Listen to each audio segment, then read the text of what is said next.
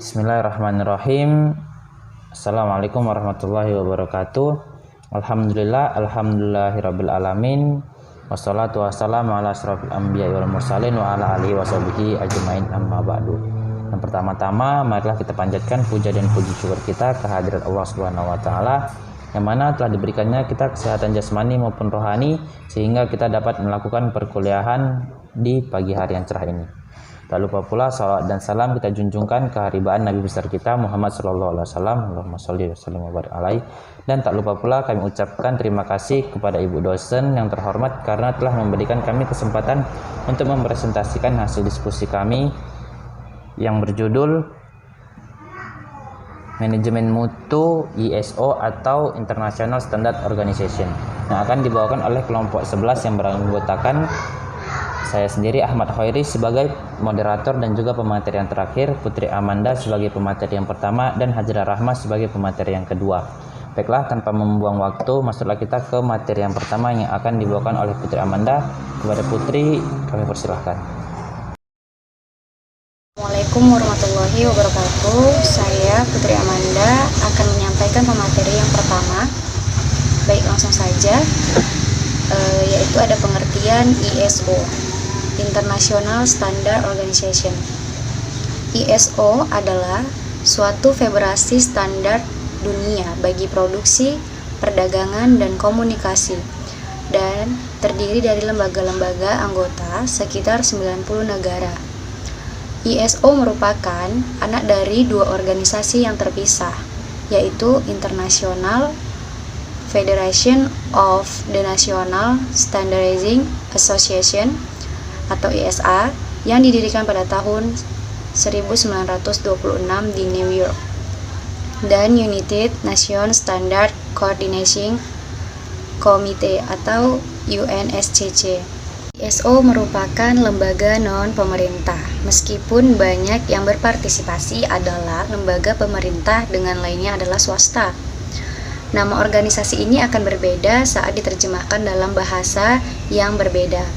Tapi singkatan ISO tetap sama, demi standarisasi. ISO berasal dari kata Yunani, yaitu isos, yang berarti sama. ISO adalah organisasi demokratis dengan masing-masing negara anggota memiliki satu suara. Setiap negara anggota memiliki pengaruh yang sama dan penerapan standar bersifat sukarela tanpa pemaksaan. Adapun sistem manajemen mutu internasional ISO 9001/2015 disusun berlandaskan pada 10 prinsip manajemen mutu. 10 prinsip tersebut diantaranya adalah 1. Ruang lingkup, 2. Acuan normatif, 3. Istilah dan definisi, 4. Konteks organisasi, 5. Kepemimpinan, 6. Perencanaan, 7. Dukungan, 8. Operasi, 9. Evaluasi kinerja, dan yang ke-10 adalah peningkatan. Assalamualaikum warahmatullahi wabarakatuh. Perkenalkan, nama saya Hajrah Rahma. Di sini saya akan melanjutkan materi yang kedua, yaitu B. Tujuan dan manfaat ISO, International Standard Organization. Adapun tujuan dari International Standard Organization adalah 1. Meningkatkan kredibilitas perusahaan. Yang kedua, meningkatkan kepercayaan konsumen. Yang ketiga, jaminan kualitas sesuai standar internasional. Yang keempat, menghemat biaya. Kelima, mengoptimalkan kinerja karyawan. Dan yang terakhir, meningkatkan image perusahaan. C. Organisasi internasional dalam standarisasi.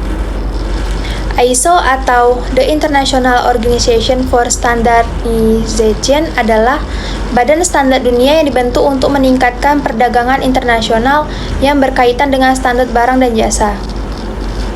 Organisasi Standar Internasional atau ISO adalah suatu inovasi global yang terdiri dari badan-badan standarisasi nasional yang beranggotakan tidak kurang dari 140 negara. Misi dari ISO adalah untuk mendukung pengembangan standarisasi dan kegiatan-kegiatan terkaitan lainnya dengan harapan untuk membantu perdagangan internasional. dan juga untuk membantu pengembangan kerjasama secara global di bidang ilmu pengetahuan, teknologi, dan kegiatan ekonomi. D. Jenis-jenis ISO International Standard Organization. 1. ISO 9000, 2 ISO 9001, 3 ISO 9002, 4 ISO 9003, 5 ISO 9004, 6 ISO 10005, 7 ISO 10006, 8 ISO 10007, 9 ISO 10012, 10 ISO 10013, 11 ISO 10014, 12 ISO 10015, 13 ISO 14001, 14 ISO OCAS 18001, 15 ISO 19011, 16 ISO 22000, 17 SPI IAC 27001, 18 ISO TS 16949, 19 ISO IEC 17025, 20 ISO 28000, 21 ISO 5001. Definisi ISO 9001. ISO 9001 adalah suatu standar internasional untuk sistem manajemen mutu atau kualitas. ISO 9001 menetapkan persyaratan-persyaratan dan rekomendasi untuk desain dan penilaian dari suatu sistem manajemen mutu. ISO 9001 bukan merupakan standar produk, karena sebuah produk, barang, atau jasa. ISO 9001 hanya merupakan standar tidak menyatakan persyaratan-persyaratan yang harus dipenuhi oleh sistem manajemen kualitas. Namun, bagaimanapun juga diharapkan bahwa produk yang dihasilkan dari suatu sistem manajemen kualitas internasional akan berkualitas baik. Demikian materi yang dapat saya sampaikan, saya kembalikan kepada moderator. Baiklah, saya akan melanjutkan materi F. Peran ISO 9001 pada tahun 2015 dalam membantu meningkatkan aktivitas penjualan. Cara ISO 9001 pada tahun 2015 dapat membantu dalam meningkatkan aktivitas penjualan adalah sebagai berikut. Yang pertama, standarisasi proses. Yang kedua, gunakan umpan balik pelanggan untuk meningkatkan sistem. Yang ketiga, menggunakan proses tindakan korektif yang kuat. Yang keempat, mengembangkan proses review dan pengukuran. Yang kelima, manajemen risiko. Yang keenam, mendorong budaya. Dan yang terakhir, meningkatkan kualifikasi organisasi Anda untuk mengikuti tender. Materi yang selanjutnya adalah sistem manajemen mutu pada industri manufacturing. Yang pertama, ISO 9001 merupakan sistem manajemen dalam perihal mutu atau kualitas atau quality management system. Suatu organisasi atau perusahaan yang sudah lulus sertifikasi ISO 9001 dinyatakan telah memenuhi persyaratan internasional dalam hal manajemen penjaminan kualitas produk ataupun yang dihasilkannya. ISO 9001 bukan standar kualitas dari suatu produk, tetapi merupakan standar dari sistem manajemen kualitas. Yang kedua, ISO 14001 merupakan sistem manajemen dalam hal lingkungan hidup atau environmental management system. ISO 14001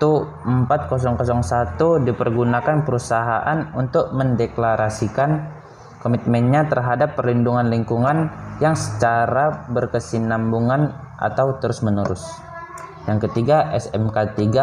SMK3 adalah singkatan dari Sistem Manajemen Keselamatan dan Kesehatan Kerja atau Safety and Healthy Management System, yang juga merupakan sistem manajemen yang wajib diterapkan oleh perusahaan-perusahaan di Indonesia yang memiliki karyawan 100 atau lebih dan mengandung potensi bahaya yang ditimbulkan oleh karakteristik proses atau bahan produksi yang dapat mengakibatkan kecelakaan kerja seperti ledakan, kebakaran, pencemaran, dan penyakit akibat kerja.